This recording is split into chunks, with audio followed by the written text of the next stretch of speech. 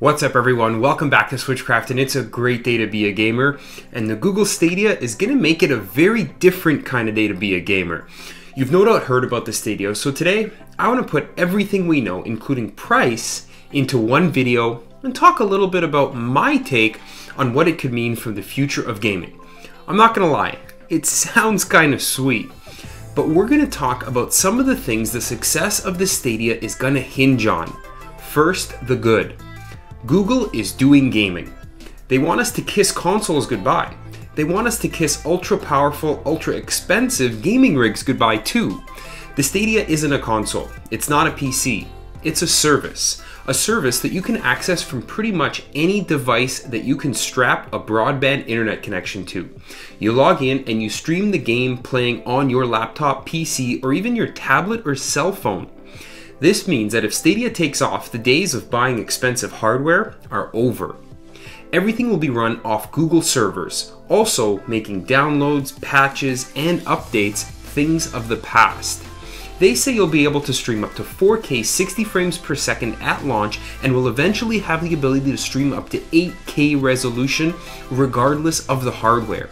You'll be able to seemingly transition between devices, hopping from tablet to laptop to TV within seconds, and picking up exactly where you left off. To do it on a TV, you'll need a Chromecast Ultra HDMI streamer, which right now retails for about $70 in the US and about $90 in Canada. That's really the only actual thing you'll need to use Stadia. And even then, only if you want to play on your TV. And it gets crazier, because in the demo they had at this year's GDC, Google basically found the least powerful laptop they could, and were still able to play games at full resolution and full 60 frames per second. Like I said, your device isn't going to be doing any of the actual processing or computing. You're essentially streaming yourself, playing a game to yourself, playing on Google's hardware. I don't need to drone on about how this could change gaming and make it more accessible to essentially the vast majority of the planet. When this thing launches, the whole planet basically has instant access to it. No more waiting in line at GameStop or Best Buy on launch day for a $600 console and a $70 game. No one needs to care what the latest video card coming out is or what kind of specs their SSD has. It doesn't matter. But with all those advantages, it's by no means perfect. While a few years from now it might very well be the most popular thing to game on, like I said earlier, it hinges on a few very important factors, and we're going to break those down one at a time. First, we got to address one of the hardcore gamers' points right away. The problem with all streaming services like this: input lag. That's the time between pushing a button and something happening on screen. For the especially competitive gamers out there, it's the reason they say they'll never take a streaming service seriously. It's why they say there will always be consoles and PCs. Well, that may be true, but the Stadia has a solution that might make it a little bit less of an issue than hardcore gamers would have you believe, and it's their controller. Releasing alongside the Stadia, we have an optional controller by Google that might just be the key to solving this problem. Clearly taking some inspiration from the Nintendo Switch Pro controller, with an Xbox controller finish, we have the controller designed to be the best way to play. With a premium feel, built-in Google Assistant, and 4K 60 FPS streaming to your YouTube account button, it'll also be connected to Wi-Fi itself. And it won't be communicating with your TV directly at all. The main reason for input lag with the streaming service is that instead of traditionally having the button inputs go directly to the console and into the screen, streaming services require the button input to be sent to the console, up to the cloud, affect the game, and then sent back down to where you're sitting.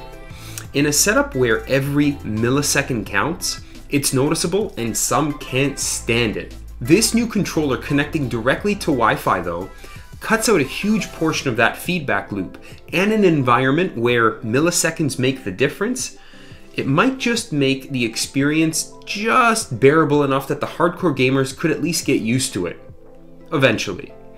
Input lag actually dovetails nicely into another pretty obvious and potentially huge roadblock for mainstream adoption of the Stadia, and that's broadband internet.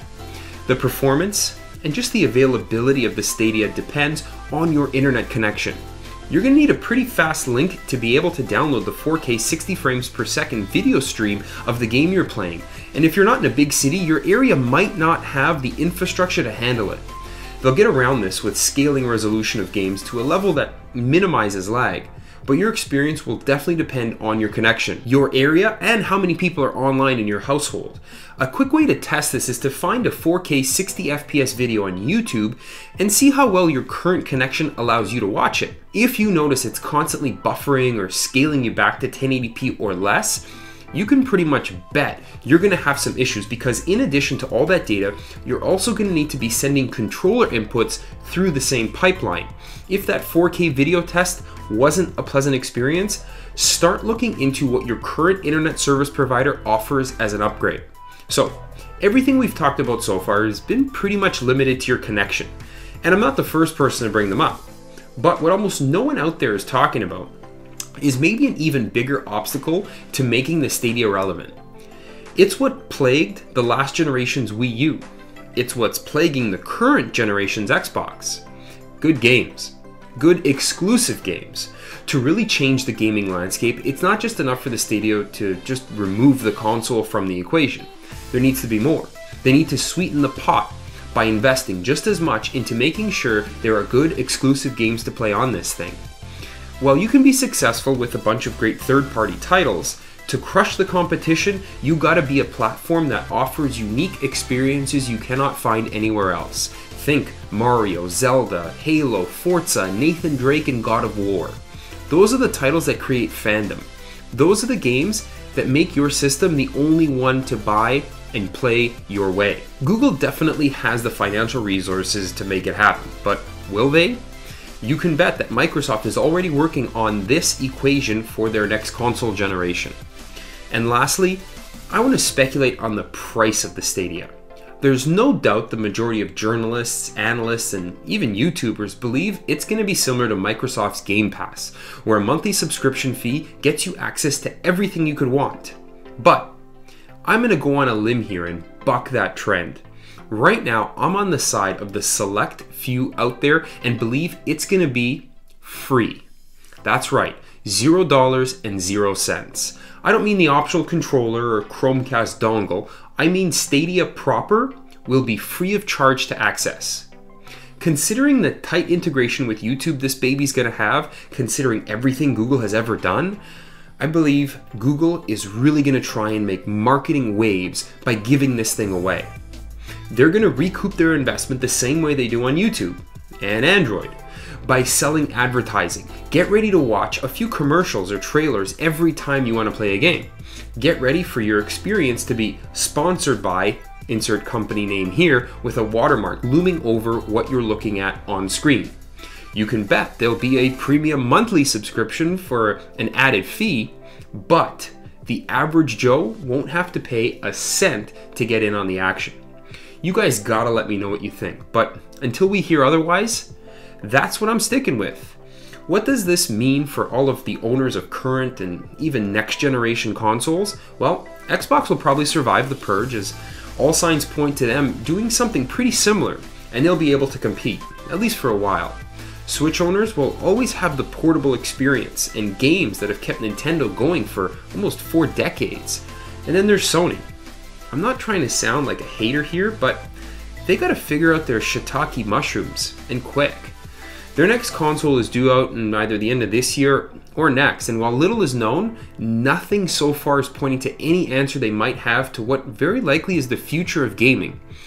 Unless they have some sort of like X-rated PlayStation VR experience coming down the pipeline, I'd be worried. So a longer than usual video, but I think it was worth it to lay it all on the line on what may be a year from now the only thing that people are talking about in video games. You gotta let me know down in the comments what you think, and make sure you're subscribed, as this thing really has kind of piqued my interest, and you can bet I'll be following it closely. So on that note, thank you so much for watching. It's a great day to be a gamer. Switchcraft out.